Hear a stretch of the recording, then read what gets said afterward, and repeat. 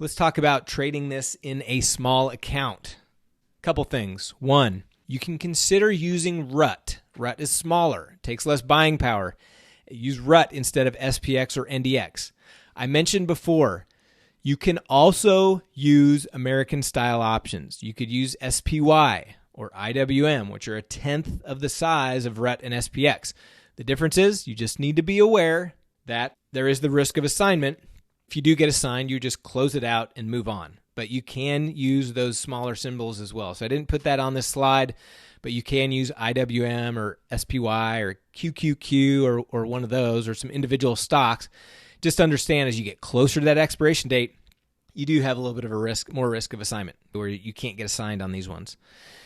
The other thing, you could consider only trading double calendars. I mentioned, if implied volatility is contracting, to use double calendar. If implied volatility is expanding, put on a weekly iron condor. But there's nothing to say that you can't just trade these double calendars. They're going to take less capital. They're a little bit less risky and are a little bit more appropriate for your smaller accounts. As I said here, iron condors can use significantly more buying power, especially when implied volatility is high.